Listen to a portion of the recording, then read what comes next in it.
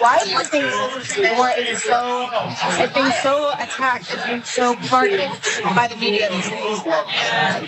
Well, I think it's a simple reason they don't like our decisions, and they don't like how they anticipate we may decide some cases that are coming up. That's the beginning and the end of it. And so you see that he goes on there, Justice Samuel Alito, speaking with Lauren Windsor of the Undercurrent, to say that they're well-funded. The opposition is well-funded. I would personally say that I think the Supreme Court justices are very well-funded by some very ideological forces in America. But there he wants to pitch the fact that there has been, over the past year and a half, some critical journalism that has dug into what the justices are getting up to. Oh, that's just because they're mad. They don't like our decisions. That's it. Look, I personally think that regardless of whether you agree with the Supreme Court or not, you should be very, very bothered by the sheer amount of corruption there. And also, he implied that we don't like how they'll decide, how we think they'll decide. Well, perhaps one of the reasons that we think we know how you'll decide is that you are an ideologue who has no respect whatsoever for precedent. All of these are very real concerns for the Supreme Court, or at least they should be. From his point of view, it's all just partisanship though. But he does get more specific about some of that journalism that I spoke about. Listen to this. There are groups that are very well funded by ideological groups that have spearheaded these attacks. That's what it is.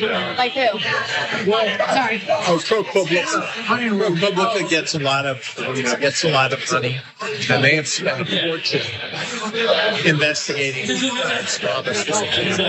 Everything that he's ever done in his entire life. And they've done some of that too. But they look for any little thing they can find. They try to make sense. They start the dinner at 7. That's what it is. Yeah, so let's pause for a second just to again thank the Undercurrent and Lauren Windsor for doing this great work. She's now being attacked by many in the media for just giving us a window into what these incredibly entitled, incredibly powerful elites say to other rich people willingly, constantly. They're always having these conversations. We don't get to hear them until the Undercurrent steps in. And that's how some in the media would like it to stay, and we will turn to that. Hey, I'm glad you're here. Listen, in order for the Damage Report to keep on going, we need viewers like you to become a member on YouTube. Can you click the join button on YouTube today? Thank you. But there you had Alito chiming in on everything that was found out about Clarence Thomas. The fact that billionaires for decades have been handing over millions of dollars to Clarence Thomas, buying homes for his family, sending him on lavish vacations. That is any little thing they can find, any little thing. Here's the any little thing.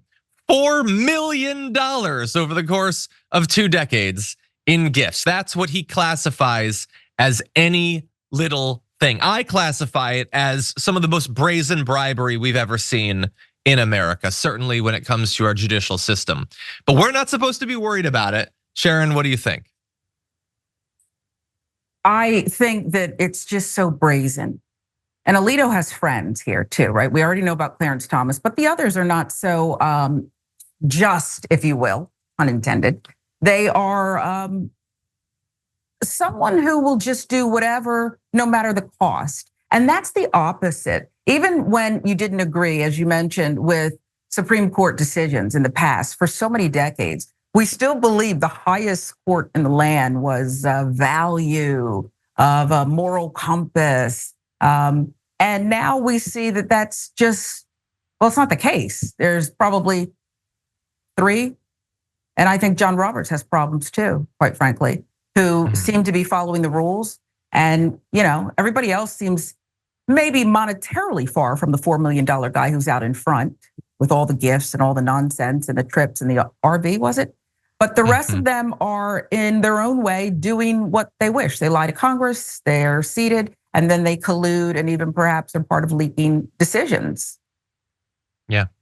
Yeah, well, when he gets to talking about like people like thinking they know how they're gonna rule, the fact that they are conveniently leaking decisions so that they can overturn a half century of precedent.